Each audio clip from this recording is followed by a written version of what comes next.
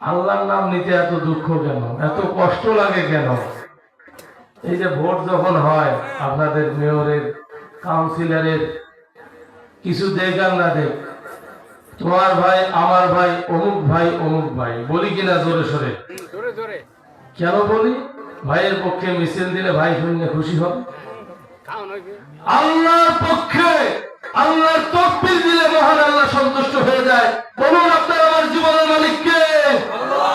হায়াতের মালিক কে? মৌতের মালিক কে? আল্লাহর জমিনে আল্লাহর আইন ছাড়া আর কারো আইন চলবে না, ঠিক কিনা বলুন? প্রিয় ভাইরা, এই আমি ওঠার আগে দেখলাম কথা একটু সাংঘর্ষিক হয়েছে, ঠিক কিনা বলেন? আমি বলবো এগুলোর মূল কারণ কি, কেন মানুষের ভিতরে দলাদলি সৃষ্টি হয়, কেন মানুষের ভিতরে প্রতিহিংসা সৃষ্টি হয়, কেন এটা মানুষের ভিতরে লোভ লালসা আর অহংকার কাজ করে, এগুলোর মূল কারণ কি জানতে হবে কি হবে না? মুসলমান কান লাগান, এই জিনিসগুলোর থেকে বাঁচিবার একটাই মাত্র উপায়। যখন এই মানুষের অন্তর থেকে লোভগুলো মুছে যাবে, প্রতিহিংসা কেটে যাবে, মানুষের ভিতরে দলাদলি, মারামারি, খুন খারাপি, চুরি রাহাজানি, গীবত শেখায়াত, এগুলো একটাও থাকবে না।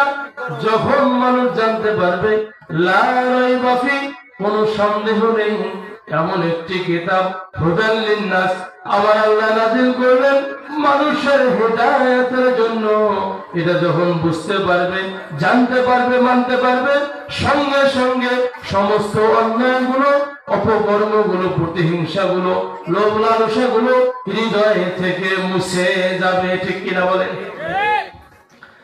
ছোট্ট একটি কথা বলে দেই, মনোযোগ লাগান। মানুষের ভিতরে লালসা কাজ করে একটাই মাত্র কারণ, ঈমান না থাকার কারণে। এজন্য আপনাদেরকে বলবো মনোযোগ সহকারে কথা শুনতে হবে।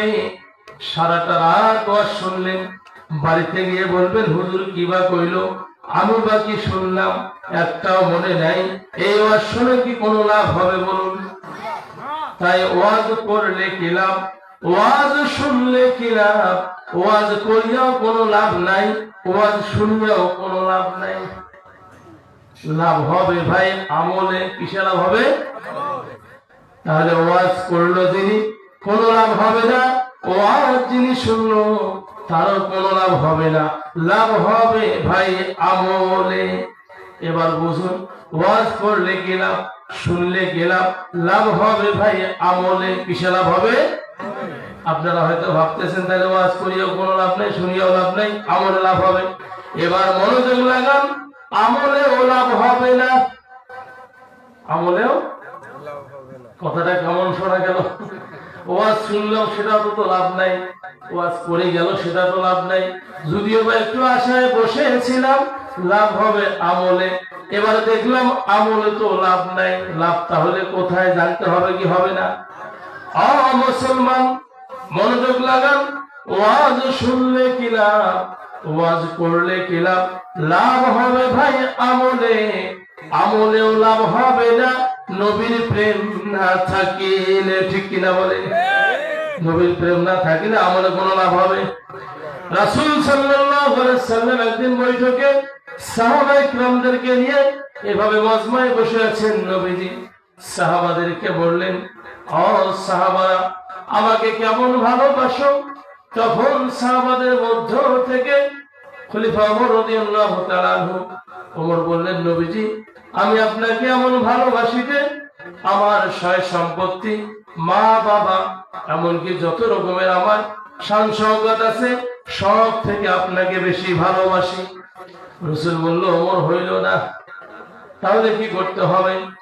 নবীজি বললেন, ওমর তোমার জীবনের থেকে আমাকে বেশি ভালোবাসতে হবে। ওমর বললেন, ইয়া রাসূলুল্লাহ, আমি ওমর ওয়াদা করলাম আমার জীবন যতদিন থাকবে আমি আমার জীবনের থেকে আপনি রাসূলকে বেশি ভালোবাসবো। আমরা কি রাসূলকে জীবনের থেকে বেশি ভালোবাসতে চাই না? চাই কি চাই না? ওয়াজ শুনলে কি লাভ, ওয়াজ করলে কি লাভ হবে ভাই আমলে। এবার আমলেও লাভ হবে না, আমলেও লাভ হবে না নবীর প্রেম না থাকিলে। নবীর প্রেমের পাগল এক বান্দার কথা আপনাদেরকে জানা দেই। আপনার আমার রাসূল যখন নবীজির বয়স হলো 13 বছর, আব্দুল মুত্তালিব তিনি মারা গেলেন, নবীজির দাদা। মারা যাওয়ার পরে নবীজিকে মানুষ করলেন তার চাচা আবু তালিব। কি নাম? একটু ওয়াজগুলো মনে রাখতে হবে, তা না হলে আমল হবে না। কি নাম? আবু তালিব নবীর চাচা। বলতেছিলাম নবীর প্রেম কারে কয়? আবু তালিব বাবা মারা যাওয়ার পরে এতিম নবীকে মানুষ করা শুরু করে দিলেন। এবার কয়েক বছর যাওয়ার পরে দেখলেন আবু তালিব ব্যবসা করতেন, ব্যবসাগুলো বন্ধ রেখেছেন। আর তো সংসার চলে না, ইনকামের দরকার আছে। এবার ব্যবসার উদ্দেশ্যে আবু তালিব ৭০ জন লোকের একটি কাফেলা তৈরি করলেন। আর এই কাফেলার মধ্যে রাসূলকে রেখে যাইতে চাইলেন। নবীজি বারবার জিজ্ঞেস করলেন, চাচা কোথায় যান গো চাচা? তখন বলল, ভাতিজা আমি যাব সিরিয়ার পথে ব্যবসার উদ্দেশ্যে। বলে, চাচা আমাকে নিয়ে যান। বলে, না বাবা তোমাকে নিয়ে যাব না। বলে, চাচা নিয়ে যান। যখন কয়েকবার বলল, সাথে কাফেলার লোকগুলো বলল, যেহেতু মুহাম্মদ যেতে চাচ্ছেন সেহেতু তাকে সাথে করে নিয়ে যাও। কারণ নবীদের শক্তি, প্রত্যেকজন নবীর শরীরে আল্লাহ যে শক্তি দিয়েছে, ওই জামানার 40 জন যুবকের শক্তি একজন নবীর ভিতরে আল্লাহ দিয়েছেন। সুবহানাল্লাহ। আর বনি ইসরাইলের 40 জন নবীর শক্তি আমার নবীর ভিতরে দিয়েছেন। সুবহানাল্লাহ বলুন। কাফেলার লোকেরা বলল, মুহাম্মদকে নিয়ে যাওয়া হোক, কারণ তার ভিতরে বনি ইসরাইলের 40 জন নবীর শক্তি আছে, তিনি বড় শক্তিশালী ব্যক্তি। কান লাগান নবীর প্রেমের কথাটা বলে আমি মূল জায়গায় যাব। এবার যখন ব্যবসার উদ্দেশ্যে কাফেলাতে করে কাফেলা রওনা হলেন মিশরের পথে। মিশরের শহরের আগে একজন ব্যক্তি ছিল ইহুদি। কি ব্যক্তি? ইহুদি একজন আলেম ছিল, যিনি তাওরাত, জাবুর আর অন্যান্য কিতাবের আলেম ছিলেন। এই আলেম কিতাব পড়ে পড়ে পড়ে পড়ে দেখেছেন আপনার আমার নবীর কথাগুলো কিতাবে আসছে যে আখিরি নবী একদিন আসবে, তার এমন মান সম্মান আল্লাহ দিবেন যে তার উম্মত কিয়ামতের ময়দানে তার উম্মত জান্নাত না যাওয়া পর্যন্ত অন্য কোন নবীও জান্নাত যেতে পারবে না। ওই পাদ্রী আলেম কথাগুলো পড়েছেন, জেনেছেন তাওরাত থেকে, জাবুর থেকে, অন্যান্য কিতাব থেকে। পড়ার পরে তার হৃদয়ের মধ্যে ভালোবাসা জন্মিল, আমি যদি বেঁচে থাকি আর যদি ওই নবীর দেখা পাই, সর্বপ্রথম আমি তার কাছে মুসলমান হয়ে যাব। এবার নবীর প্রেম হৃদয়ে যাচ্ছে। কোথায় যাচ্ছে? হৃদয়ে নবীর প্রেম যাচ্ছে। এই প্রেমের টানে ওই আল্লাহর বান্দা ইহুদি পাদ্রী আলেম ওই দিন থেকে শুরু করে প্রতিদিন মেহমানদারি করায়। সিরিয়ার পথে যে কাফেলা চলে যায়, ওই কাফেলা তো মাঝখানে ঘাটি, ওখানে থামতে হয়। ওখানে যখন থামে ওই ইহুদি পাদ্রী ওই আলেম তাকে ডাক দিয়ে বলে, ও কাফেলার লোকেরা, আমার বাড়িতে 2 বেলা মেহমানদারি খাওয়াবো। কবেলা? 2 বেলা। যখন যাবে তখন, এবার ফিরে আসার পথে মোটে 2 বেলা। শুধুমাত্র রাসূলকে খুঁজতে গিয়ে একদিন 2 দিন নয়, দিনের পর দিন, মাসের পর মাস, বছরের পর বছর, এভাবে 25 বছর জীবনের কেটে গেল শুধুমাত্র রাসূলকে খুঁজতে গিয়ে। সুবহানাল্লাহ। এবার 25 বছর পার হয়ে গেল পাদ্রীর মেহমানদারির ঘটনা। প্রতিদিন মেহমানদারি করে কার আশায়? রাসূলকে পাবে বলে এই আশায় মেহমানদারি করায়। কবে জানি ভাগ্যে লেগে যায় আপনার আমার রাসূলের দেখা হয়ে যায়, এই প্রেম নিয়ে মেহমানদারি করায়। 25 বছর পরে এই যে সিরিয়ার পথে যে কাফেলা যাচ্ছে ব্যবসার উদ্দেশ্যে, কাফেলা সিরিয়ার শহরে একটু আগে ওই পাদ্রী যেখানে বাড়ি করেছে ওর সামনে কাফেলাটি দাঁড় করা আছে। কাফেলা যখন দাঁড় করাইলো, দাঁড় হওয়ার পরে ইহুদি পাদ্রী তাকিয়ে দেখে প্রতিদিন এলাকায় আজ আমার মেহমান খানায় কিছু মেহমান আসতেছে, এই মেহমানদের মেহমানদারি করাবো।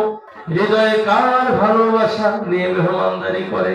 রাসূলের কার ভালোবাসা? হৃদয়টা বারবার রাসূলের দিকে বেকুল হয়ে যায়। পাদ্রী ওই কাফেলার কাছাকাছি গেলেন, গিয়ে দেখে কাফেলায় অনেক লোক দেখা যায়, কিন্তু লোকদের মাঝে একজন ছেলে 14-15 বছর বয়স। এই ছেলেটি কাফেলার মুরব্বীদের সঙ্গে বসলো না, তাদের সামনে দাঁড়াইলো না, বেয়াদবি হবে বলে মনে করিয়া তিনি একটু সাইডে গেলেন। একটা গাছ মরে গিয়েছে, শুকিয়ে গিয়েছে, সেই গাছের নিচে তিনি বসে পড়লেন। পাদ্রী তাকাইলেন, নবী যখন গাছের নিচে বসলেন সঙ্গে সঙ্গে গাছে খুশি গজানো শুরু হইল, প্রাণ ফিরে পেল। এবার পাদ্রী তাকাইলেন, প্রচন্ড গরম। এই গরমে ছেলেটি আরেক জায়গায় গিয়ে দাঁড়াইল, তার মাথার উপরে মেঘ তাকে ছায়া দিতে দিতে চলে গেল। পাদ্রী বুঝতে দেরি করলেন না।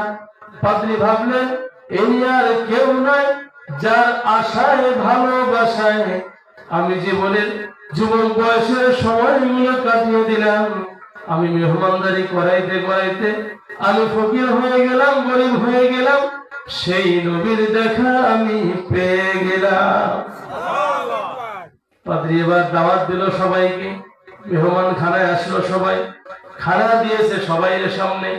পাদ্রী মুখের সামনে দিয়ে হেঁটে যায় আর মুখের দিকে তাকায়। ওই যে ছেলেকে দেখেছে গাছের নিচে বসেছে, গাছটা জিন্দা হয়েছে, মেঘটাকে ছায়া দিয়েছে, তাকে আর খানা খাওয়ার সময় দেখা যায় না। জিজ্ঞেস করলো কাফেলার নেতাকে, লিডারকে। আবু তালিব বললেন, আমি কাফেলার নেতা। বলে, কাফেলার নেতা আপনি? বলে, জি আমি। বলে, আমি মেহমানদারি করাইলাম, আমি সেই আলেম ইহুদি পাদ্রী আমি। তবে আমার এই মেহমানদারির ভিতরে একটা লোককে আমি দেখতেছি না, ওই লোক না আসা পর্যন্ত কাউকে আমি খাইতে দেব না। বলে, কাকে দেখেছেন আপনি? বলে, আমি দেখেছি কাফেলার একজন যুবক ছায়া পড়েছে, ওই যুবককে নিয়ে আসো। আবু তালিব তখন রাসূলকে ডাক দিলেন, আসলেন। এবার মেহমানদারি করানো হলো।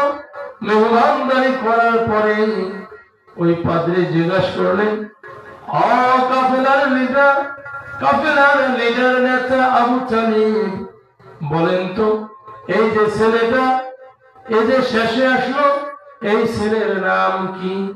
বলে, এর নাম মুহাম্মদ সাল্লাল্লাহু। বলে, এর বাপের, বলে এর বাবাকে? এ ছেলে আপনার কি হয়?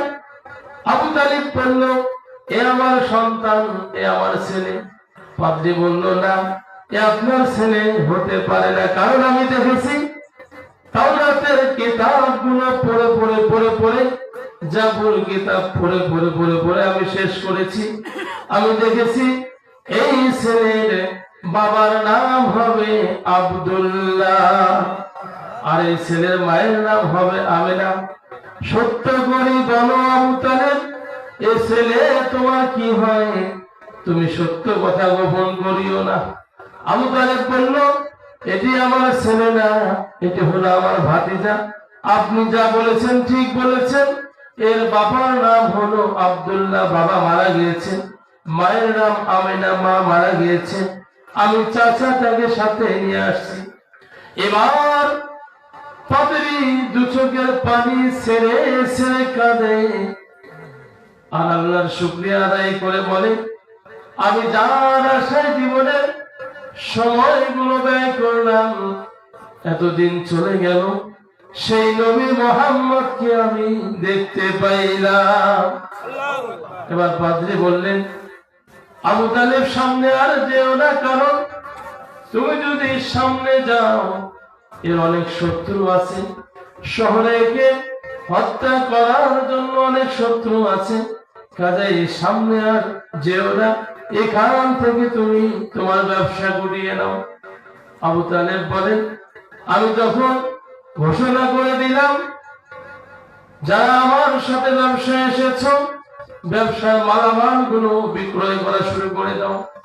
আবু তালেব বলতেছিল, কোথা থেকে লোকজন আসলো আমিও টের পাইলাম না, দ্বিগুণ হারে আমার মালগুলো বিক্রি হয়ে গেল।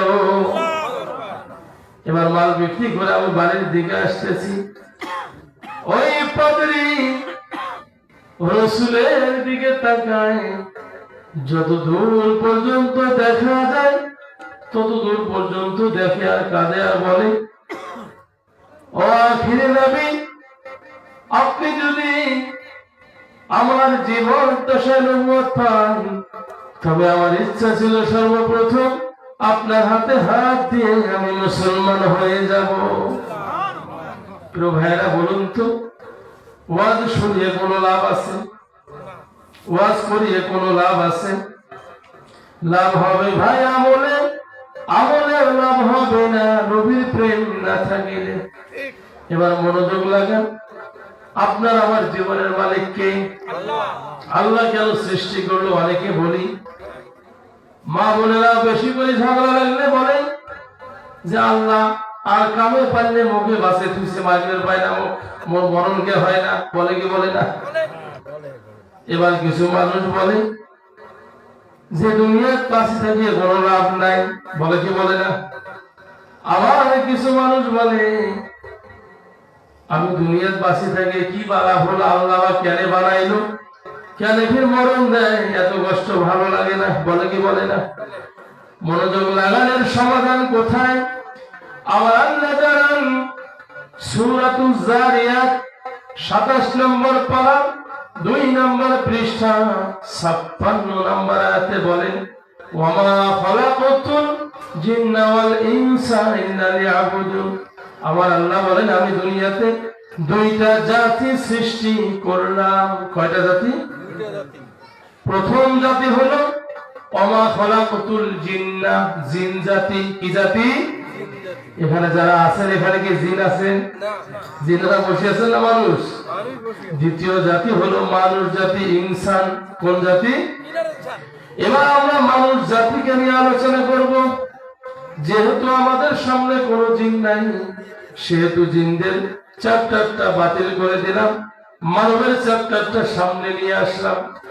মানবের জন্য আমার আল্লাহ বলেন, আমি সৃষ্টি করলাম এই জন্য ইল্লা লিয়াবুদুন, তোমরা আমার ইবাদত করবে। সুবহানাল্লাহ। তাহলে আমাদের কেন সৃষ্টি করেছেন? ইবাদতের জন্য। কেন সৃষ্টি করেছেন? কথা বলেন, কেন? ক্লিয়ার হইলেন? তাহলে যারা বলে কেন সৃষ্টি করেছেন, উত্তর হলো ইবাদতের জন্য সৃষ্টি করছেন। কেমনে সৃষ্টি করলো এবার লক্ষ্য করুন। আমার আল্লাহ জানাইলেন সূরা নিসা। কোন সূরা? নিসা 4 নম্বর পারা 16 নম্বর পৃষ্ঠা প্রথম নম্বর আয়াতে প্রথম নম্বর লাইনে আল্লাহ বলেন, ইয়া আইয়ুহান নাসুত্তাকু রাব্বাকুমুল্লাযী খালাকাকুম মিন নাফসিন ওয়াহিদা। আমার আল্লাহ জানাইলেন, ইয়া আইয়ুহান নাসু, হে মানব জাতি, ইত্তাকু, ভয় করো, রাব্বাকুম, তোমাদের প্রভুকে, খালাকাকুম, তিনি সৃষ্টি করেছেন তোমাদেরকে, মিন নাফসিন ওয়াহিদা, একটি মাত্র প্রাণ হতে। কয়টা প্রাণ হতে? একটি প্রাণ হতে। একটি প্রাণকে কেমনে সৃষ্টি করলেন আমার আল্লাহ জানান। ওয়াইদ ক্বালা রাব্বুকা লিল মালাইকাতি ইন্নী জাইলুন ফিল আরদি খলিফা।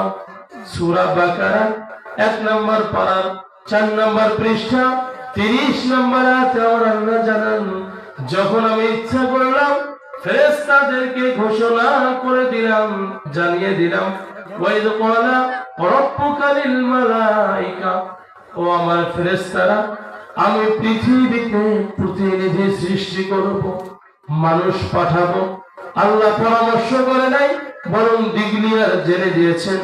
আল্লাহ সরাসরি বলেছেন আমি মানুষ সৃষ্টি করব। সুবহানাল্লাহ বলুন। এবার ফেরেশতারা বললেন রব্বুল আলামিন, ওগো আল্লাহ, আপনি মানুষ সৃষ্টি করবেন, এই মানুষগুলো দুনিয়ায় গিয়ে দাঙ্গা হাঙ্গামা করবে, ঝগড়াঝাটি করবে, ফিতনা ফাসাদ করবে, মারামারি করবে, খুন খারাপি করবে, ছিনতাই করবে, এগুলোকে সৃষ্টি করবেন, এই কাজগুলো করবে। বলুন তো সেই কাজ হচ্ছে কি হচ্ছে না? আমার আল্লাহ জানাইলেন ইন্নী আ'লামু মা লা তা'লামুন, আমি যা জানি তোমরা তা জানো না। এবার আসতেছি যখন মানুষ সৃষ্টি করবে, আর ফেরেশতারা বলল এই কথা, তার মানে ফেরেশতারা আগে থেকে জানতো না। তারা কেমনে জানছে? জিনা আগে এই দুনিয়ায় বসবাস করেছেন। আমরা আসার 2000 বছর আগে এই জিন জাতি ছিল, তারা ইবাদত বন্দেগী করেছে। যখনই তারা ফিতনা ফাসাদ করেছে, মহান আল্লাহ তাদের ধ্বংস করে দিয়েছে। বিধায় ফেরেশতারা ওগুলো দেখে সাক্ষী হয়েছে। এই যে মাহফিলের প্যান্ডেল, এই মাহফিল যে আজকে হবে, আপনারা আগে থেকে জানেন কি জানেন না? কেমনে জানলেন? মাইকিং হয়েছে, পোস্টার লাগানো হয়েছে, সামিয়ানা লাগানো হয়েছে, এগুলো ডেকোরেশন করা হয়েছে। তখন আপনারা ধারণা করেছেন ওখানে একটা মাহফিল হবে, ঠিক কিনা বলেন? সুতরাং ফেরেশতারা ধারণা তখন করেছে, জিন জাতি যখন এই দুনিয়ায় ছিল, তারা যখন দাঙ্গা হাঙ্গামা সৃষ্টি করেছে, ফিতনা ফাসাদ করেছে, এগুলো দেখে ওই আইডিয়া আল্লাহকে বলেছে। আবার আল্লাহ বললেন আমি আদর করে মানুষ বানাবো, আর এই মানুষ যদি আমার কাছে ক্ষমা চায়, আমি আল্লাহ ক্ষমা করে দিয়ে জান্নাত প্রবেশ করাবো। এবার লক্ষ্য করুন কেমনে বানাইলো।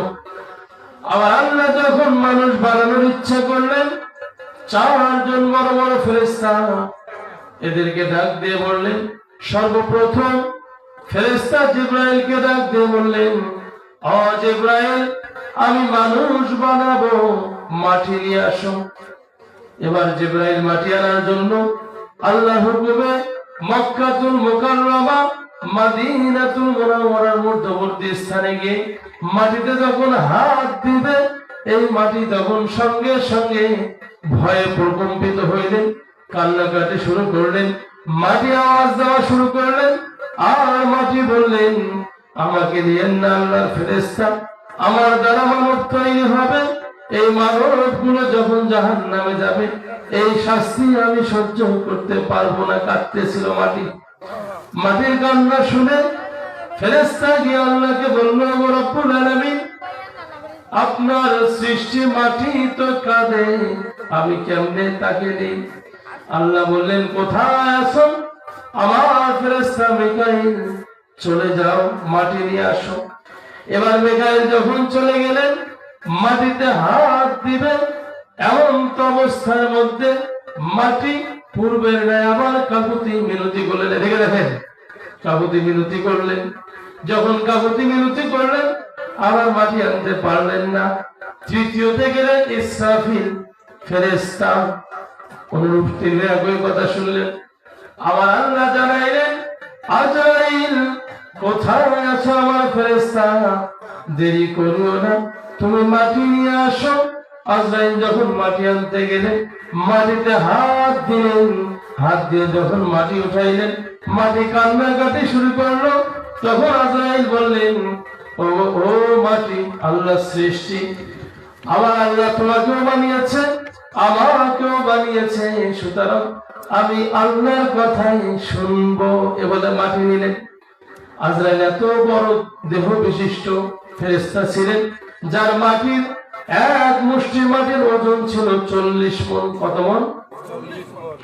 আমার আল্লাহ বললেন, আজরাইল, যেহেতু মাটি তোমাকে কাকুতি মিনতি করেছে, তোমার সামনে কেঁদেছে, তবুও তোমার মনটা নরম হয় নাই। এবার আমি তোমাকে দায়িত্ব দিলাম, পৃথিবীর জমিনে যত আদম সৃষ্টি করা হবে, এই আদম সন্তানের রূহগুলো কবজ করবে, তথাপি তোমার হৃদয়ে কোনো মায়া থাকবে না। একদিন নবী সুলাইমান আলাইহিস সালাম সুলাইমান নবী বৈঠকখানায় আলোচনা করতেছে, এমন তো অবস্থায় এক আল্লাহর বান্দা দৌড়াইতে দৌড়াইতে হাঁপাইতে হাঁপাইতে ভয়ে প্রকম্পিত হয়ে নবী সুলাইমানের সামনে গিয়েছে। সুলাইমান নবী তার প্রকম্পিত ভাব দেখে, ভীত অবস্থা দেখে জিজ্ঞেস করলো, আল্লাহর বান্দা এত ভয় করতেছো কেন, কি হয়েছে? বলে, নবী সুলাইমান গো, আমার অন্তরের মধ্যে এমন একটা ভয় লেগেছে। এটা আমার বাড়ির সামনে দেখলাম বিশাল আকৃতির একজন মানুষের মতো দেখা যায়, যার মাথাটা মনে হয় আসমানে ঠেকে গিয়েছে, জমিনের পা গুলো কত বড় বড়, চোখগুলো। এটা দেখে আমি ভয়ে অস্থির হয়েছি। আমার মন বলে, নবী এখান থেকে আমাকে সমাদ নামক একটি জঙ্গল আছে যেখানে মানুষ যায় না, কেউ যায় না, সেইখানে পাঠিয়ে দেন, আমার কিছুটা ভয় কমবে। নবী সুলাইমান গো, আপনার কথা তো বাতাস শোনে, জিনেরা শোনে, পশু পাখি কুলগুলো আপনার আল্লাহ পাক অনুগত করে দিয়েছে, আপনি একটু পাঠায় দেন। নবী সুলাইমান বাতাসকে হুকুম দিলেন, বাতাস যেহেতু এই লোকটা ভয়ে প্রকম্পিত হয়েছে, একে পৌঁছে দাও। ওই সময় ছিল নবী সুলাইমান আলাইহিস সালাম বাইতুল মুকাদ্দাস জেরুজালেমের জায়গায় ছিল, ওখান থেকে সাওয়ারাত জবল ৬০০০ মাইল দূরে। যখন লোকটাকে পাঠিয়ে দেওয়া হলো, পাঠিয়ে দেওয়ার সঙ্গে সঙ্গে লোকটা যখন ওখানে হাজির হইলেন, বাতাস পৌঁছায় দিল মুহূর্তে। এই যে মোবাইলে যে কথা হয়, কথা হইতে কি বেশি সময় লাগে? বাতাসের দ্রুত গতি, সেকেন্ড সময় লাগে না। রিসিভ করলে আপনি বলতেছেন হ্যালো, উনি বলতেছে হ্যালো, সময় লাগে? বাতাসের এত পাওয়ার আল্লাহ দিয়েছে। যখন পৌঁছায় দিলেন, লোকটি সোজা হইয়া দাঁড়াইল, দাঁড়িয়ে বলতেছে, আল্লাহর বান্দা, যাই হোক, মনে হয় আমি আজরাইলের হাত থেকে বাঁচলাম, একটু বিপদ থেকে আমি নিস্তার পাইলাম। এ বলে যখন আল্লাহর বান্দা সোজা হইয়া দাঁড়াইলেন, চক্ষু খুলে দেখে যে এই লোকটার ভয়ে ওই জেরুজালেম বাইতুল মুকাদ্দাস থেকে ৬০০০ মাইল দূরে সাওয়ারাত নামক জঙ্গলে এসে হাজির হইলেন। ঠিক চক্ষু খুলে দেখে ওই লোকটা চোখের সামনে দাঁড়িয়ে আছে। এবার আল্লাহর বান্দা চোখের পানি ছেড়ে দিয়ে কাঁদে আর বলে, কে গো আপনি? আমি আপনার ভয়ে নবী সুলাইমানের কাছে গেলাম, ৬০০০ মাইল দূরে এই জঙ্গলের মধ্যে আমি হাজির হইলাম। কে আপনি? আপনার দেখা এখানে আমি কেমনে পাইলাম? আমি আপনার ভয়ে এত দূর আসলাম, আপনি কিভাবে চলে আসলেন এখানে? আজরাইল বলতেছেন, আমিও তো আশ্চর্য হয়ে গেলাম, অবাক হয়ে গেলাম, আল্লাহর বান্দা কেমনে তুমি এখানে চলে আসলে? আমার আল্লাহ যখন আমাকে আদেশ করলো, আজরাইল কোথায় আছো? ওই বান্দার জীবনটা কবজ করে নিয়ে আসো, ওই বান্দার রূহটা বাহির করে নিয়ে আসো, সাওয়ারাত জঙ্গলে গিয়ে তার রূহটা নিয়ে আসো। আমি বললাম, রব্বুল আলামিন, এখনো তো আপনার বান্দা ৬০০০ মাইল দূরে জেরুজালেমে, এখান থেকে কেমনে ওখানে চলে যাবে গো আল্লাহ? যাইতেও তো সময়ের দরকার আছে। বলুন তো, আল্লাহ যা জানে পৃথিবীর কেউ কি তা জানে? জানে? জানে না। আবার আল্লাহ বললেন, আজরাইল ছুটে যাও, আমার বান্দার সামনে তোমার দেহটা দেখা দাও, বডিটা দেখা দাও, দিয়ে তুমি ওখানে চলে যাও। বলে, তখন আমি আশ্চর্য হইলাম আর চিন্তা করলাম, কেমনে এত দূর চলে আসবেন? আমি তখন আমার বডিটা আপনারে দেখা এখানে আসলাম। লোকটি বলল, আপনি মালাকুল মাউত আজরাইল, আমি যদি জানতাম নবী সুলাইমানের কাছে যাইতাম না, আর এখানেও আসতাম না। এখন হয়তো আপনি আমার জীবনটা নিয়ে নেবেন, আমার এই দেহটা কে গোসল করাবে, কে জানাজা পড়াবে, কে বা কবর দিবে, কি হবে আমার অবস্থা? একটুখানি সময় দেন, আমি আমার আগের জায়গায় ফিরে যেতে চাই। বলুন তো, সময় দিবে? সময় দিবে? সময় দেবে না। মৃত্যুর সময় আসলে বাঁচার সুযোগ নাই। এবার লোকটি কাঁদতেছেন। আজরাইল ডাক দিয়ে বলল, আল্লাহর বান্দা, আল্লাহ তোমার মৃত্যু এখানেই বাজেট করে রেখেছেন, সুতরাং তোমার বাজেট এটা রয়েছে, তোমার রূহ এখান থেকে বাহির করে নিয়ে যাব, দেহটা জমিনে পড়ে থাকবে, এই জঙ্গলের প্রাণীগুলো তোমার দেহটা খেয়ে ফেলবে, তোমার গোসল হবে না, জানাজা হবে না, দোয়া হবে না, তোমার দেহটা জঙ্গলের প্রাণীগুলোর পেটের ভিতরে ঢুকে যাবে। বলুন তো, এরকম মৃত্যুকে আমরা চাই? মৃত্যু কার কখন আসবে বলা যায়? কাজে মৃত্যুর কথা স্মরণ করতে হবে। ওসমান গনি রাদিয়াল্লাহু তাআলা আনহু, তিনি যখন সাথীদেরকে নিয়ে হাঁটতেছে, হাঁটতে হাঁটতে সামনে যখন কবর পাইল, কবর দেখে দু চোখের পানি ছেড়ে ছেড়ে কাঁদে। সাথীরা বলে, ওসমান এত কাঁদেন কেন?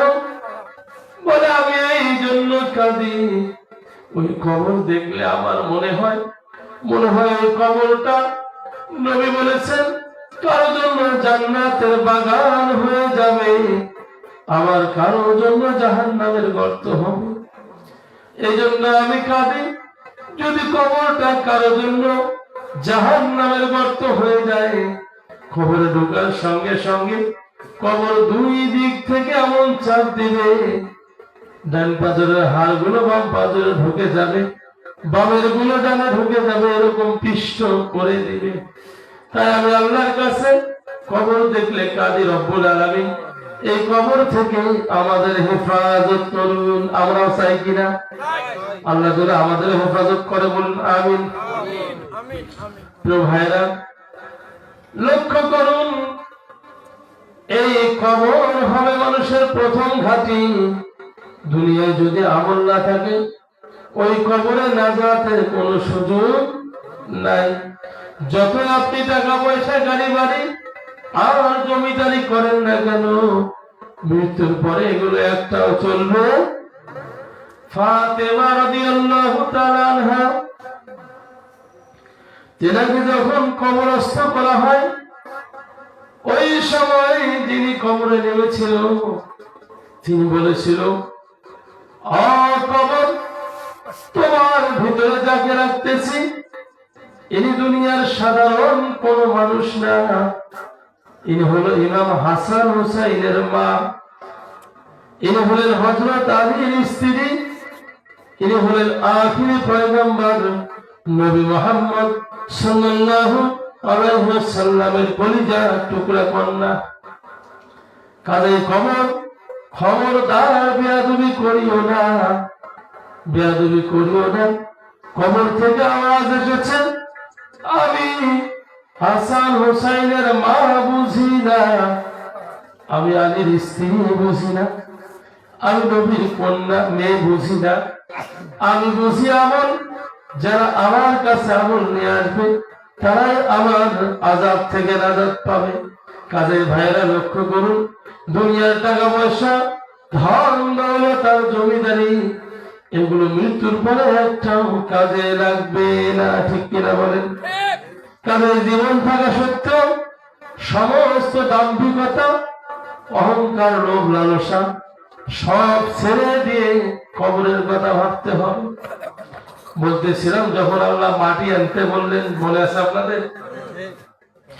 মাটি যখন আনতে বললেন, এবার আজরাইল মাটি নিয়ে গেলেন। আমার আল্লাহ মাটিটা 40 বছর বৃষ্টি দিয়ে ভিজায়া দিলেন। 40 বছর বৃষ্টিতে ভিজলো। এবার আল্লাহ তাআলা 40 বছর ফেরেশতাদেরকে বলল, মাটি দিয়ে কাদো তৈরি করো, এই মাটিটা ভিজানোর পরে কাদো করো। কাদো যখন 40 বছর করলো, আমার আল্লাহ আদমের দেহ বানাইলেন। দেহটা হলো 60 হাত লম্বা। কত হাত লম্বা? আদমের দেহ 60 হাত লম্বা। বুকের মাপটা ছিল 7.5 হাত, পায়ের তলার ছাপটা হলো 5.5 ফিট। এরকম দেহ বিশিষ্ট একটি মানব তৈরি করলেন আল্লাহ। আদমকে বানানোর পরে সূর্যকে আদেশ করলেন 40 বছর ধরে সূর্যটা সেখানে আলো দিল। তাহলে প্রথম 40 বছর হলো বৃষ্টির পানি দিয়ে মাটিটা ভিজে গেল, পরের 40 বছর ভিজা মাটিটা কাদা হয়ে গেল, মানব হইল। এবার সূর্যের আলো 40 বছর ধরে শুকিয়ে দিল। শুকানোর পরে আমার আল্লাহ তাআলা এবার আদমকে দেখার জন্য অনেক ফেরেশতা যায়, তারা আলোচনা করে আল্লাহ কি বানাইলো। ইবলিস শয়তান আদমের বডির কাছে গিয়ে বিশাল লম্বা 60 হাত, বুকের মাপ 7.5 হাত, পায়ের মাপ 5.5 ফিট, এই দেহর কাছে গিয়ে এভাবে শব্দ করে মাটির হাড়ের মতন এই টন টন করে বাজে, মাটির হাড় টোকাইলে বাজে না। এবার শয়তান কয় কি বানাইলো আল্লাহ। শয়তানের কাজ হলো সব সময় মানুষের ভুল বাইর করা, ঠিক কিনা বলেন? ওখানেও ভুল বাইর করতে গেছে। আমার আল্লাহ তাআলা আদমকে বানানোর পরে এবার আদমের রূহ ঢুকায় দিবে। সর্বপ্রথম যখন আদমের রূহ ঢুকায় দেয়, আদমের রূহ এই যে মাথার তালু, তালু ছেড়ে এটা নাম কি? তালু। কথা বলেন না, এটা নাম কি? বাচ্চাদের গরম তালু তেল দেয় না? আমার আল্লাহ তাআলা আদমের তালু দিয়ে রূহ ঢুকায় দিলেন। তালুটা অল টাইম এরকম এরকম করে না? আদমের তালু দিয়ে রূহ ঢুকায় দিল। প্রথমবার ঢুকায় দিল, রূহ আর থাকে না, বাহির হয়ে যায়। দ্বিতীয়বার ঢুকায় দিল, আবার বাহির হয়ে যায়। আবার আল্লাহ জিজ্ঞেস করলো, আদমের রূহ বডিতে কেন থাকো না? কি সমস্যা তোমার? বলে রব্বুল আলামিন, আদমের খাসা বড় অন্ধকার, সেখানে থাকতে আমার ভালো লাগে না। আমার আল্লাহ তাআলা নূরে মুহাম্মদ সাল্লাল্লাহু আলাইহি সাল্লাম, আপনার আমার নবী আখিরে নবী মুহাম্মদুর রাসূলুল্লাহ সাল্লাল্লাহু আলাইহি সাল্লাম, নবীজির নামটি তারকা বানিয়ে নবীজির নূরের তারকা আল্লাহর আরশের ডান পাশে রেখে দিয়েছেন। আমার আল্লাহ নূরে মুহাম্মদ সাল্লাল্লাহু আলাইহি সাল্লামের নূরের তারকাটা আদমের কপাল ঘষে সেখানে লাগায় দিল। এবার রূহ ঢুকায় দিল, রূহ আর বাহির হয় না। আল্লাহ বললেন, রূহ এবার কেন বাহির হও না? বলে রব্বুল আলামিন, আমি আর বাহির হব না। আদমের বডির ভিতরে এত আলোয় আলোকিত হয়েছে। কাজে ভাইরা, আল্লাহ বানানোর পরে আদমকে বানাইলো দুনিয়ায়। কোথায় বানিয়েছে? বানানোর পরে আদম আলাইহিস সালামের দেহটা, এই কায়াটা, বডিটা জান্নাতে, সেখানে ফেরেশতাদেরকে বলল, আমার আদমকে জান্নাতে নিয়ে যাও। জান্নাতে নিয়ে যাওয়া হলো। জান্নাতের ভিতরে আদম একটা ঘুম দিল। ওই ঘুম থেকে যখন উঠলো, একটা হাসি দিল। কি দিল? হাসি। হাসি দেওয়ার সঙ্গে একগুলো সিংহনের মতো বেড়ায়, সিংহনও কিন্তু না।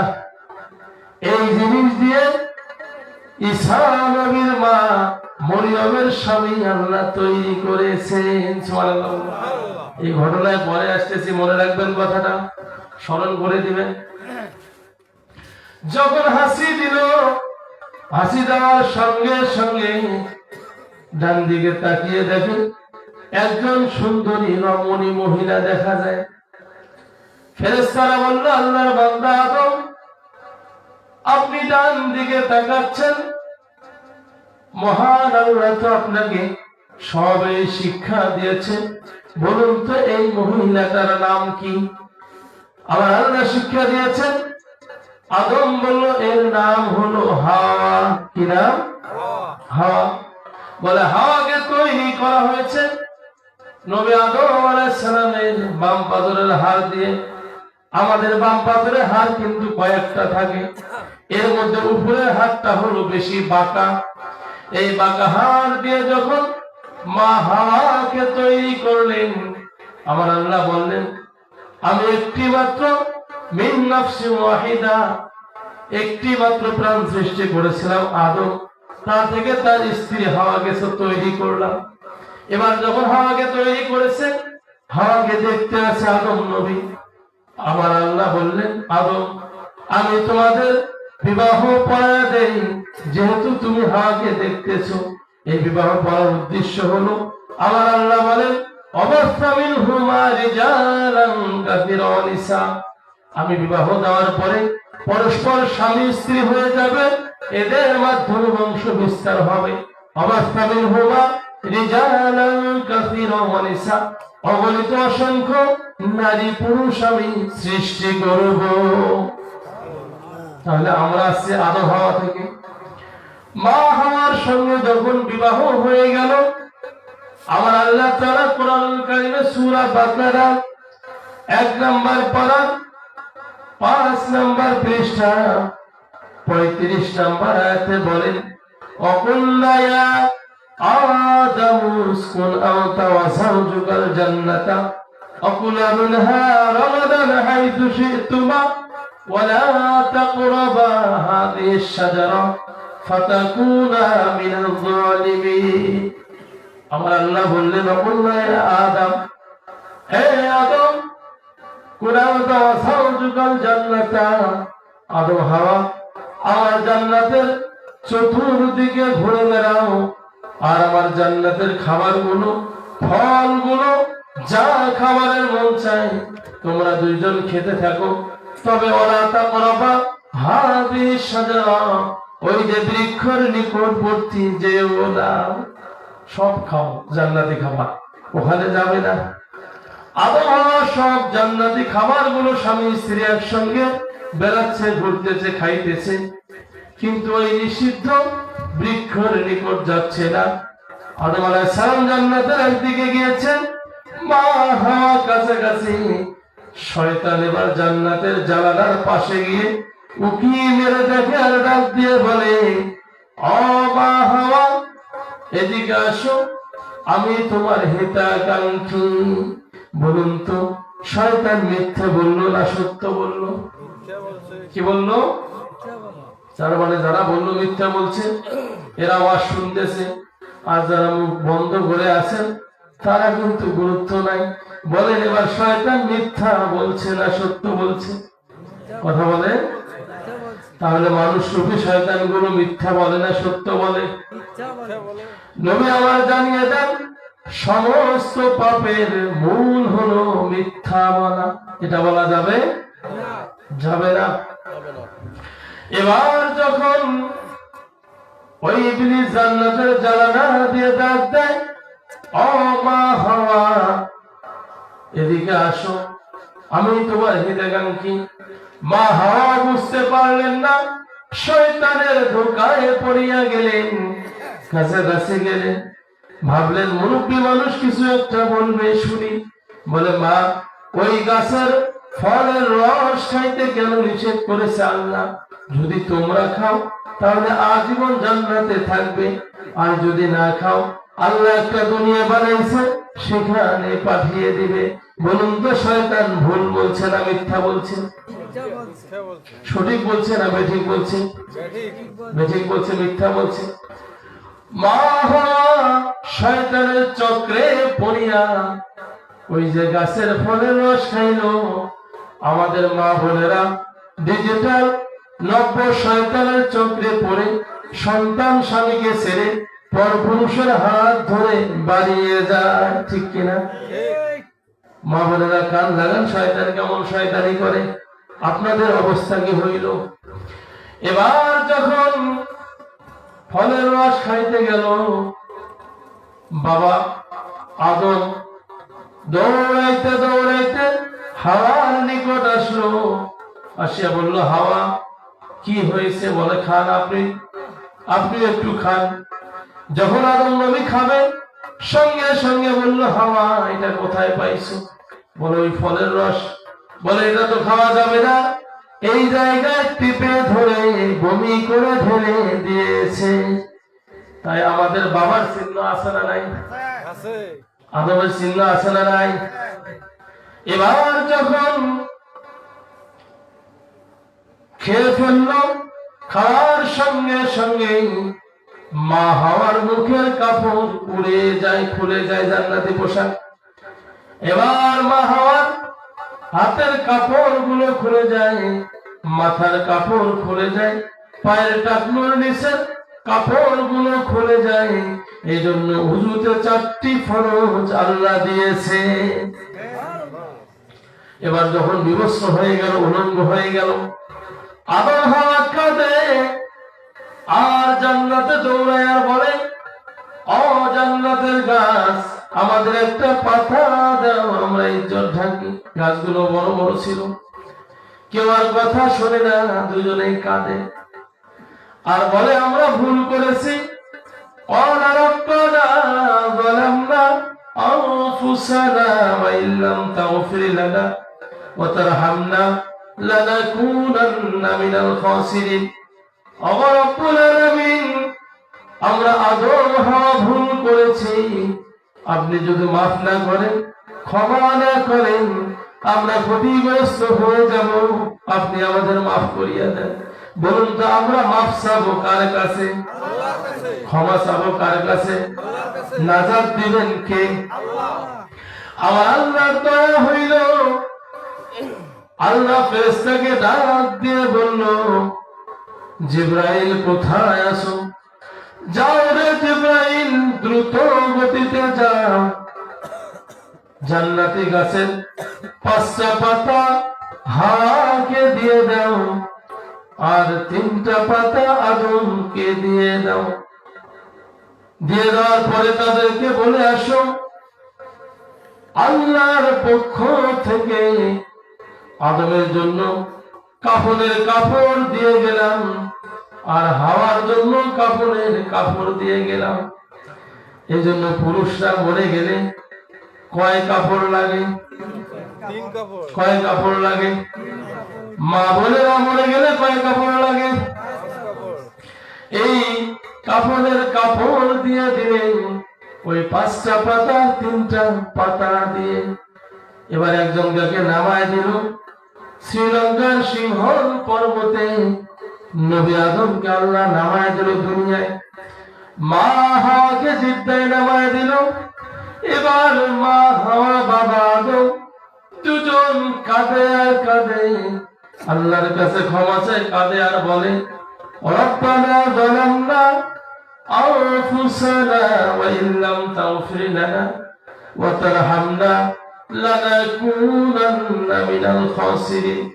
তারা বলে, রব্বুল আলামিন, আমরা ভুল করেছি, জুলুম করেছি আমাদের নফসের উপর, আপনি যদি মাফ না করেন, ক্ষমা না করেন, আমরা ক্ষতিগ্রস্ত হয়ে যাব। এমনে কাঁদতে কাঁদতে কাঁদতে কাঁদতে দিনের পর দিন চলে যায়। আরাফার ময়দানে যখন পৌঁছাইল, ওই সময় আদম নবীর মনে হলো, হায় রে, আমি তো জান্নাতে যখন ছিলাম, ওই জান্নাতের পাতায় পাতায় লেখা দেখেছিলাম আমার আল্লাহর নামের সঙ্গে একটি নাম মুহাম্মাদুর রাসূলুল্লাহ। না জানি আমার আল্লাহর কোন প্রিয়জন, প্রিয় বান্দা হবে, মহান আল্লাহর কোন প্রিয় বন্ধু হবে, যার নামটি জান্নাতের গাছের পাতায় পাতায় লেখা আছে। বলে, রব্বুল আলামিন, ওগো আল্লাহ, আপনার ওই বন্ধুর নামে রসিলা করিয়া আমাকে মাফ করিয়া দেন। আমার আল্লাহর সঙ্গে সঙ্গে আদমকে মাফ করে দিল। সূর্যোদয় হলো, তাকিয়ে দেখে হাওয়া সেখানে হাজির হয়েছে।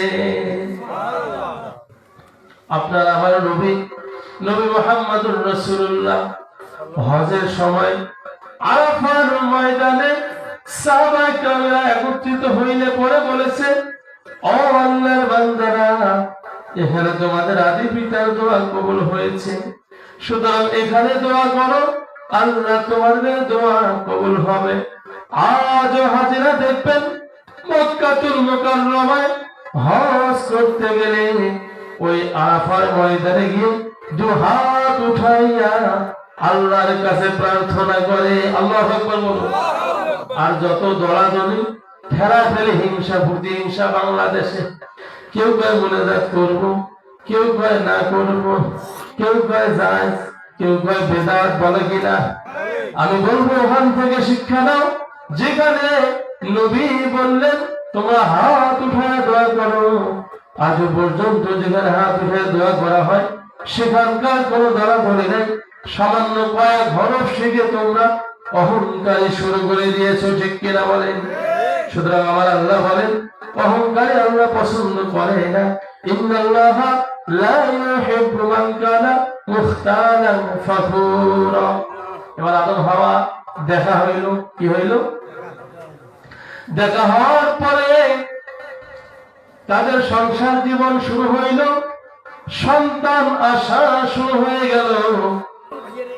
যখন সন্তান আসে, পৃথিবীর সর্বপ্রথম যে মানুষের কবর হয় সেই মানুষটার নাম কি বলেন তো? কি নাম বলতে পারবে? আদম আলাইহিস সালাম।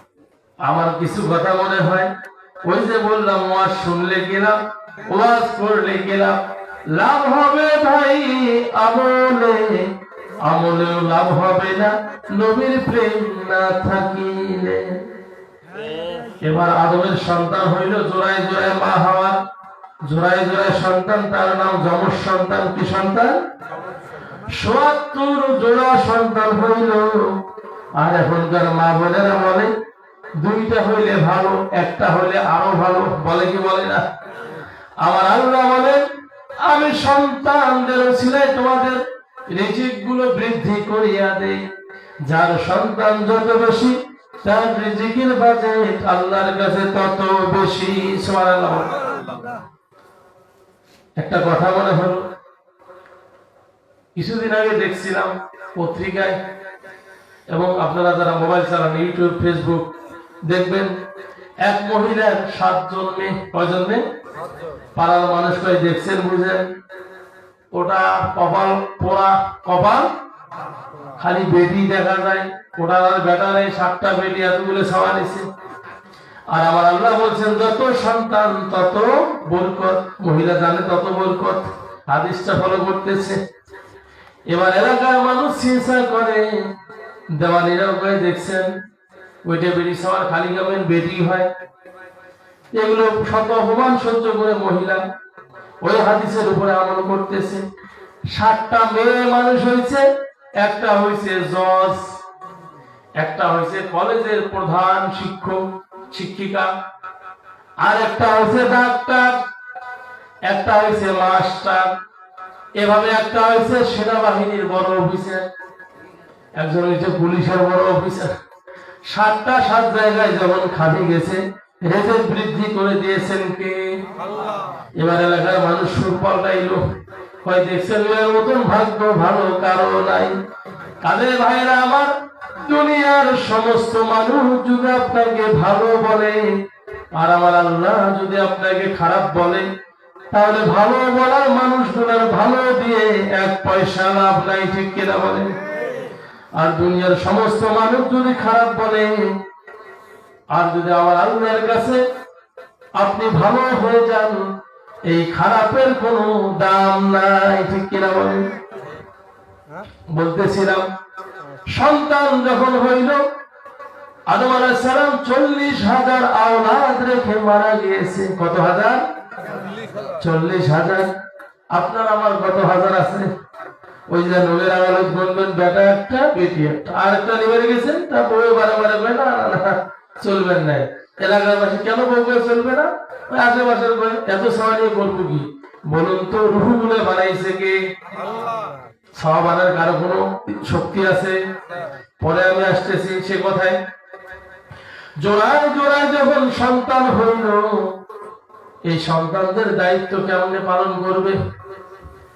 পালন করার ব্যাপারে আমার আল্লাহ জানান সূরাতুল বাকারা 2 নম্বর পারার 17 নম্বর পৃষ্ঠা 233 নম্বর আয়াতে আল্লাহ বলেন, ওয়াল ওয়ালিদাতু ইরদি'না আওলাদাহুন্না হাওলাইনি কামিলাইনি লিমান আরাদা أن يتم الرضاعة وعلى المولود له رزقهن وكسوتهن بالمعروف لا تكلف نفس إلا وسعها لا تضار والدة بولدها ولا مولود له بولده وعلى الوارث مثل ذلك فإن أرادا فصالا أو تراض منهما وتشاور فلا جناح عليهما وإن أردتم أو تسترضعوا أولادكم فلا جناح عليكم إذا سلمتم ما آتيتم بالمعروف واتقوا الله واعلموا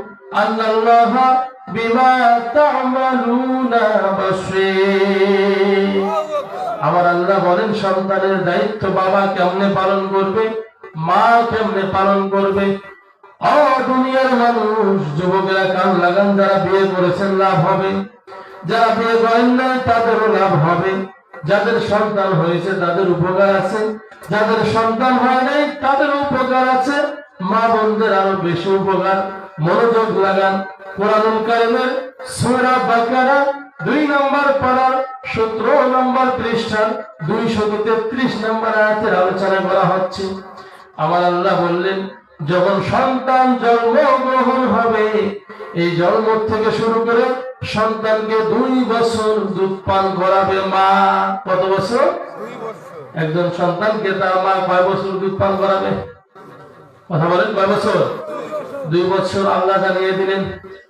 এখন আমাদের দেশের সমাজে দেখবেন পুষ্টিহীনতায় ভোগে বিধায় খ্রিস্টানদের তৈরি করা একটা সংগঠন আছে, মা শিশুর জন্য তারা পুষ্টিকর খাবার দান করে, আছে না? আছে। এটা কেন হইল? মুসলমান যখন কোরআন ভুলে গেল, ঈমান ছেড়ে দিল, তো বেঈমানরা তাদের মাথার উপরে দরদি হয়ে গেল। ঠিক কিনা বলেন? এবারে দেখবেন যে সন্তান 2 বছর দুধ পান করে নাই, মা তার স্তনকে ঠিক রাখার জন্য 2 বছর দুধ পান করায় নাই সৌন্দর্যের জন্য, ওই সন্তান একটু বড় হইলে চশমা লাগে, কানা। ঠিক কিনা বলেন? চশমা ছাড়া চোখে দেখে যে সন্তানগুলো বর্তমান হচ্ছে, ভালো করে খোঁজ নিয়ে দেখবেন। আর কোরআনের কথাটা মিলাবেন। সূরা বাকারা 2 নম্বর পারা 17 নম্বর পৃষ্ঠা 233 নম্বর আয়াতে আল্লাহ বললেন, মা তার সন্তানকে 2 বছর দুধ পান করাবে। কিন্তু মায়েরা সন্তানকে ভালোবাসে ঠিক, 2 বছর দুধ পান করায় না। অনেক মা আছে তার সন্তানগুলো চোখে দেখে না, চশমা ছাড়া চলে না। ঠিক কিনা বলেন? তাদের মায়েরা খুব মনোযোগ দিয়ে কথাগুলো গ্রহণ করবেন। যখন সন্তানকে 2 বছর দুধ পান করাইছে আগের মানুষ, পূর্বে আমাদের সময় দেখেছি, আপনারা দেখেছেন, অনেক মুরব্বী আছেন, এখনো বুড়ো হয়ে গিয়েছেন, কোরআন এখনো দেখে দেখে পড়তে পারে, আছে না? চোখের পাওয়ার এখনো ঠিক আছে, কারণ মায়েরা দুধ পান করাইছে, এত কিছু জানে নাই। এখন যত জানছে তত ব্যাংলা হয়েছে। যেখানে মা বোনদের জন্য পর্দা ফরজ করে দিয়েছেন আল্লাহ, সেখানে মা বোনেরা লজ্জা লাগে। এই যে এখন অন্যায় দিয়ে দেয়। আগে ছোটতে দেখছিলাম মা বোনেরা ওড়না দিয়ে মাথা ঢাকছিল কইনের মতো, এখন মাথাটা সারিয়া গলার মধ্যে দিয়ে ঝুলি বেড়ায়। আবার কিছুদিন পরে এই তো আস্তে আস্তে আমি যখন গাড়িতে আসি, টাইমলালে গাড়িটা যখন ব্রেক করলো, দেখলাম একজন মেয়ে লোক গেঞ্জি পরে হাঁটতেছে। নাউজুবিল্লাহ কোন। আবার আল্লাহ বলেন, ফি আইয়ি সূরাতিন মা শারাকাবা, আমি আল্লাহ আমার ইচ্ছা অনুযায়ী মানুষের সুরগুলো তৈরি করলাম, কণ্ঠগুলো দিলাম। দেখবেন মেয়ে লোক যত স্যুট প্যান্ট আর জিন্স প্যান্ট পরুক না কেন, গ্যাবার্ডিং প্যান্ট পরুক না কেন, কণ্ঠর আওয়াজ কিন্তু পরিবর্তন হয়, আওয়াজ পরিবর্তন হয় না। এর থেকে কি তোমার হুঁশ হয় না? আমার আল্লাহ তোমাকে কত সুন্দর শরীর দিল, বডি দিল, সম্মান দিল স্বামীর সংসার করার জন্য, সেটা বাদ দিয়ে প্যান্ট শার্ট পরে তুমি বেনাল্লার মতো ঘুরে বেড়াও, তোমার দুনিয়াতে অশান্তি হবে, ধর্ষিত হবে, ময়দানে জাহান্নাম ছাড়া গতি হবে না। ঠিক কিনা বলে? কাজে মা বোনদের খুব মনোযোগ দিতে হবে। এমন কি নতুন ফ্যাশন বেড়াইছে, ফ্যাশন বলে ঢক কয় না, ঢক। মা বোনেরা কান লাগান। আল্লাহ আপনাদের বলেছেন, আপনারা যদি 4টা আমল করতে পারেন আমার আল্লাহ 8টা জান্নাতের দরজা খুলে দিবেন। 4টা আমল, প্রথম আমল হলো, আমি যে কথা চাচ্ছি এগুলো বড় মনে করে দিবেন, ওই যে সন্তানের কথাটা দুঃখান্তরা। 4টার প্রথম আমল হলো আল্লাহর সাথে কাউকে শরীক করা যাবে না। দ্বিতীয় আমল হলো আল্লাহর ইবাদত করতে হবে, 5 ওয়াক্ত নামাজ পড়তে হবে, নামাজ ছাড়া যাবে না। তৃতীয় আমল হলো নামাজের পরে মহিলারা মা বাবার খেদমত। প্রথম আমল হলো আল্লাহর সাথে শরীক করা যাবে না। দ্বিতীয় হলো নামাজ পড়তে হবে। তৃতীয় হলো রমজানুল মুবারক মাসের রোজাগুলো পালন করতে হবে। চতুর্থ নম্বর হলো স্বামীর খেদমত করতে হবে। কার খেদমত করতে হবে? স্বামীর কথা শুনলে অনেক মা মন চটকি ওঠে, হ্যাঁ এটা কেমন কথা? মা বোনেরা লক্ষ্য করুন, ফিরআউনের স্ত্রী ছিল আসিয়া। ফিরআউন বলেছিল আনা রাব্বুকুমুল আ'লা, আমি তোমাদের প্রভু, আমি তোমাদের খোদা। আসিয়া কিন্তু তারাই ঘর করেছে, বলছে না মিস্টার ফিরআউন, তুমি আমার আল্লাহ হইতে পারো না, আমার সৃষ্টিকর্তা তো একজন আছে, তুমি আমার স্বামী। এ বলে যখন গোপনে ইবাদত করে, ইবাদত করতে করতে করতে করতে একদিন ফিরআউন টের পাইছে, কি ব্যাপার আছে ইবাদত করা আমাকে বাদ দিয়ে, আমি আল্লাহ দাবি করলাম না, মানি আল্লাহরে মানে, এবার আসিয়ার শাস্তি দাও। কেতাবে আসতে আসিয়াকে ধরে নিয়ে গিয়ে সর্বপ্রথম তার দলের লোকগুলো যুবকদেরকে বলেছে আমার স্ত্রীকে পিঠাও। কত বড় নিষ্ঠুর মনের মানুষ হইলে নিজের স্ত্রীর গায়ে অন্য মানুষকে লাগিয়ে দেয় হাত দেওয়ার জন্য। কত বড় খারাপ মানুষ হইলে এই কাজটা করে। এবার যখন মানল, আহত করলো, তথাপি আসিয়া বলল আমি আল্লাহকে ছাড়া তোমাকে মানি না। বলে এখনো তোমার হুঁশ হয় নেই? বলে হুঁশ হয়েছে, আমি আল্লাহ ছাড়া কাউকে মানি না। বলে কোথায় আছে আমার দলের লোক? এবার আসিয়াকে পাথর দিয়ে আঘাত করো আর মেরে ফেলো। বর্ণাকারী 2টা বর্ণনা করেছে, কেউ বলেছে গরম তেল টকবক গরম করে সেখানে আসিয়ারে ছেড়ে দিয়েছে, মাছের মতো ভেজে মেরে ফেলেছে। কেউ বলেছে পাথর দিয়ে মেরে ফেলেছে। যখন আসিয়া মরে যায়, আমার আল্লাহরে বলে রব্বুল আলামিন আমার জন্য একটি জান্নাতের ঘর তৈরি করুন। সুবহানাল্লাহ। মা বোনেরা, আপনার স্বামী কি ফিরআউনের চাইতে খারাপ? আপনি একটাবার চিন্তা করেন, 4টা আমল করলে 8টা জান্নাতের দরজা আল্লাহ খুলে দিবে। রাসূলুল্লাহ সাল্লাল্লাহু আলাইহি ওয়াসাল্লাম সাহাবারা সহ যখন একই সাথে হাঁটতেছে, হাঁটতে হাঁটতে হাঁটতে হাঁটতে ওই সময় একটা উট এসে নবীজির পা মুবারকে চুমে খাইলো। সুবহানাল্লাহ বলুন। নবীজির পায়ের মধ্যে যখন চুমো খাইলো, সাহাবারা বলল ইয়া রাসূলুল্লাহ, ইয়া হাবিবাল্লাহ, নবীজি গো, ওই যে পশুটা আপনার পায়ে কদম মুছি চুমো খাইলো, ধন্য হয়ে গেল। ও নবী, যদি আপনি আদেশ করেন আমরা আপনার পায়ের চুমো খাবো। নবী বললেন ও আল্লাহর বান্দারা, কান খুলে শোনো, যদি আল্লাহর পরে কাউকে সিজদা করার অনুমতি থাকতো, কারো পায়ে চুমো খাওয়ার অনুমতি থাকতো, আমি রাসূল বলতাম স্ত্রীরা যেন তার স্বামীর পায়ে সিজদা করে আর স্বামীর পায়ে চুমো খায়। এটা নিষেধ করে দিয়েছেন রাসূল। নিষেধ করে দিলেন কে? রাসূল। কাজেই কোন পীর পয়গম্বর ওলিয়া উলিয়া কারো পায়ে চুমো খাওয়া যাবে? যাবে? সিজদা করা যাবে? শিরক, অতি ভক্তিতে শিরক করা যাবে? লিমিটের মধ্যে ভক্তি থাকতে হবে। বড় পীর আব্দুল কাদের জিলানী রাহমাতুল্লাহ আলাইহির নাম শুনেছেন আপনারা? শুনেছি। আব্দুল কাদের জিলানী রাহমাতুল্লাহ আলাইহি, তার এক শাগরিদ দীর্ঘদিন যাবত আব্দুল কাদেরের সঙ্গে চলে। আব্দুল কাদের জিলানী রাহমাতুল্লাহ আলাইহি তিনি ছিলেন বড় পীর। তার ওই খাদেম পীর সাহেবের খাদেম যখন পীর সাহেব যুবক অবস্থায় তখন থেকে খাদেমগিরি করে। আব্দুল কাদের জিলানী রহমতুল্লাহ আলাইহি বুড়ো হয়ে গেল, খাদেম ও জুয়ান থেকে বুড়ো হইল। খাদেম একদিন বলল, ও আল্লাহর বান্দা হুজুর, আপনি তো বড় পীর, আমি একটা প্রশ্ন করতে চাইবো হুজুর। বলে, বাবা বলো, কি প্রশ্ন করবে?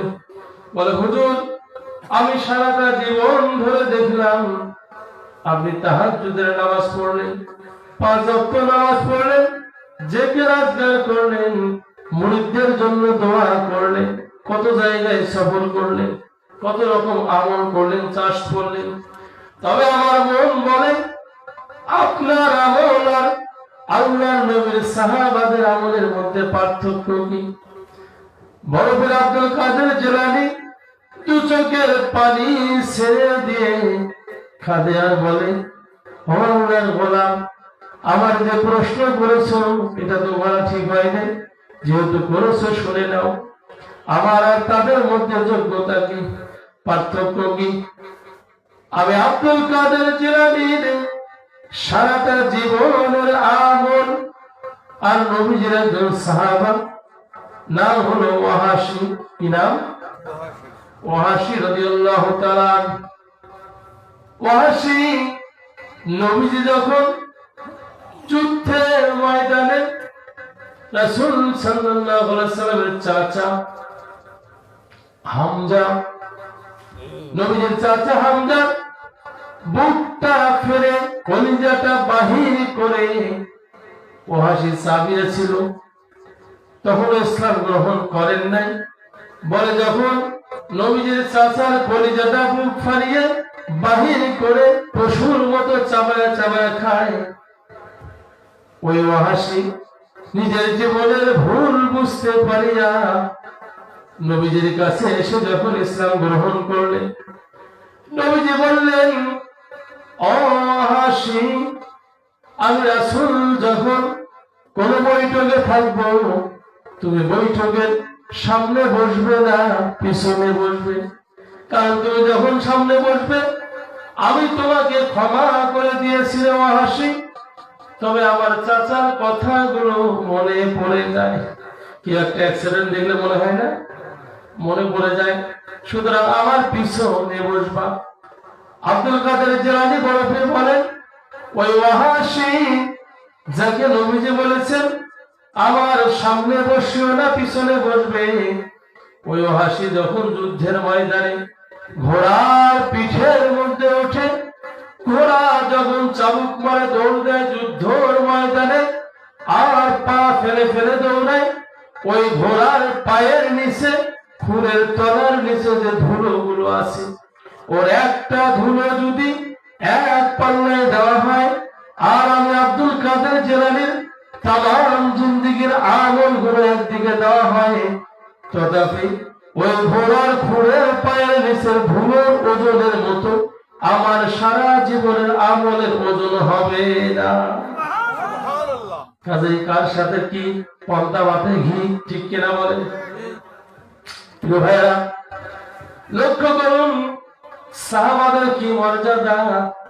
আমার আল্লাহ বলছেন, আমার রাসূল বললেন, সাহাবারা হলো নক্ষত্র, আমি রাসূলের পরে সাহাবাদের অনুসরণ করিও, আলেম ওলামাদের অনুসরণ করিও।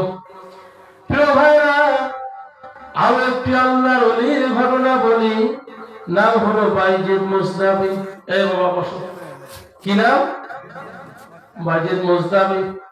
বাইজিদ মুস্তাবি রহমতুল্লাহি আলাইহি, তিনি একদিন জঙ্গলের ভিতর দিয়ে হেঁটে যায়, যাইতে যাইতে যাইতে যাইতে যাইতে যাইতে যাইতে যাইতে, আগে তো আড়াবাড়ি বাঁশবাড়ি দিয়ে ঘাটা ছিল, যখন যায় যায় যায় যায় গাইতে গাইতে বাইজিদ মুস্তাবি রহমতুল্লাহি আলাইহি সামনে গেলেন, ক্লান্ত হয়ে একটা গাছের নিচের মধ্যে দাঁড়াইলেন, দাঁড়িয়ে একটু অপেক্ষা করলেন, একটা পাখি এসে উড়ন্ত অবস্থায় বাইজিদের শরীরে পায়খানা করলো, পায়খানাটা ঘাড়ের মধ্যে পড়েছে।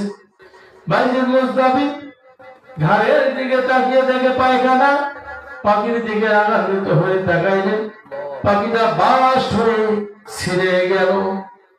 এবার বাইজিদ মুস্তাবি আগাচ্ছেন, ওলিদের শান দেখেন, আগাচ্ছেন, আগাইতে আগাইতে আগাইতে আগাইতে বাইজিদ মুস্তাবি সামনে গেলেন।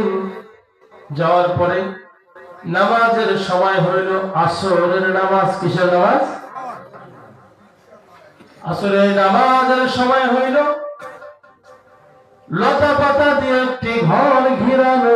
বাইজিদ মুস্তাবি বলতেছে, এই ঘরের ভিতরে কে আছো? একবার বলল, কে আছো? আমাকে একটু উজু করার পানি দেওয়ার, উজু করবো, পানি পাইল না। আবার বলল, কে আছো? আওয়াজ হয় না। তিনবারের বেলা বলল, কে আছো? ভিতর থেকে রাবরা বসি ধমক দিয়ে বলে, বাইজিদ, এ বাইজিদ, এটা পাখি মারার জায়গা নয় রে বাইজিদ, এটা হলো আমার বাড়ি। বাইজিদ থমকে গেলেন। ঘটনা কি? সর্বনাশ, এ কেমন করে জানলো পাখি আমি মেরে ফেলছি? এবার বাইজিদ আসামি হইল। তার থেকে বরফের বেড়াইলো কি বেড়াইলো না? কেমনে জানলো? কণ্ঠটা মহিলা মানুষের। বলে, কে মা আপনি? আপনি কেমনে জানলেন পাখি মারার ঘটনা? বলে, পরে শোনো। পানি তুলে এক বদলা উজু করবে। উজু করতে গিয়ে দেখে একটা জায়গায় আগুন ধরেছে। এবার বাইজিদ মুস্তাবি রহমতুল্লাহ আলাইহি পানিটা ঢেল দেবে। ভিতর থেকে মহিলা আওয়াজ দিয়ে বলল, বাইজিদ, লোকদেরকে যদি বাঁচাইবার অনুমতি থাকতো তোমার আগে আমি বাঁচিয়ে দিতাম। ওই লোকগুলো নাফরমান, আল্লাহ গজবে ধ্বংস করে দিবেন, সুতরাং পানি চটকার আর হবে না। বাইজিদ আরো অবাক হইলেন, এটা কেমন কথা? বলে, কে মা আপনি? কেমনে এতগুলো জানলেন? মা বোনেরা কান লাগান, যদি আপনারা অলি হয়ে যান আপনাদের স্বামীরাও হবে। এবার বলল, কে মা আপনি? ঘটনা কেমনে জানলেন? বলে, ঘটনা তো আমি জানলাম এই জন্য, আমি তো কেউ না, আমার নাম হলো রাবেয়া বসরি। কি নাম? বলে, রাবেয়া বসরি মা।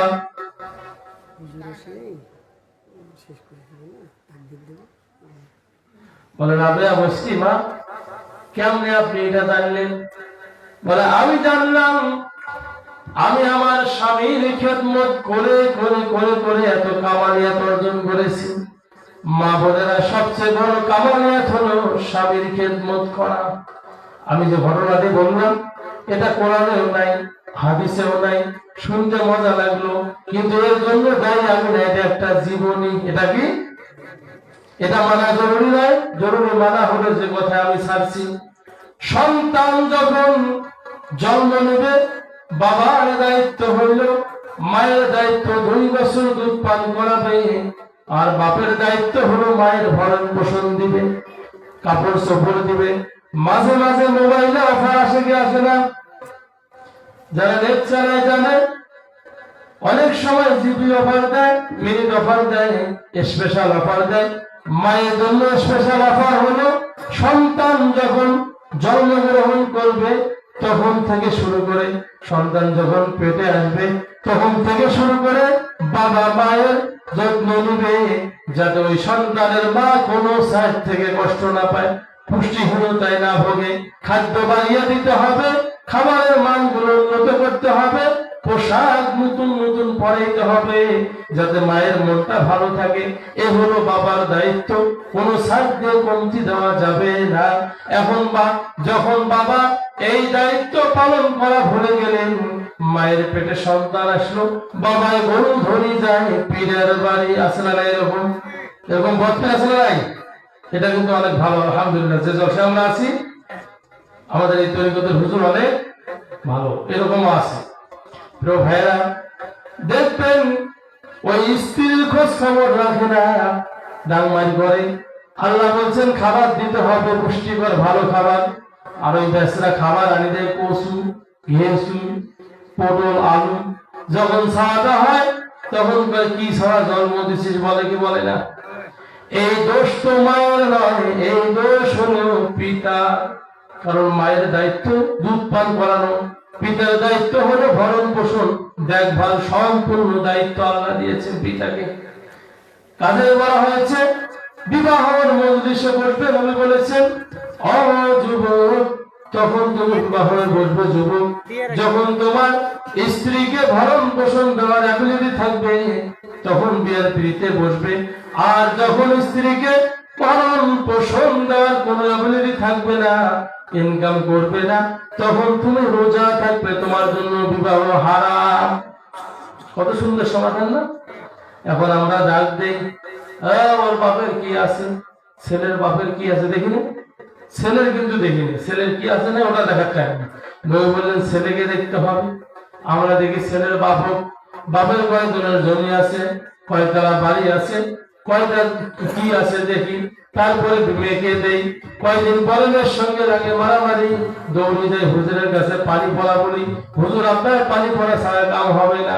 ওইখানে পানি পড়া একদিন দুই দিন কেন, পানি খাইতে খাইতে যদি পেট ফাটিয়ে মরিয়ে যায় তবুও পানি পড়া কাজ হবে, কারণ নবীর কথা মানলেন না। যেখানে নবীর কথা মানলেন না, নবীজির একটা কথা দুনিয়ার তামাম মানুষের সমস্ত কথা মিল করলে এক হবে। ওই যে বাইজিদ মুস্তাফি, ওই যে আব্দুল কাদের জিলানীর একটা আমল, জীবনের আমল নবীর সাহাবার পায়ে ধুলের মতো হয়নি, ঠিক কিনা বলেন?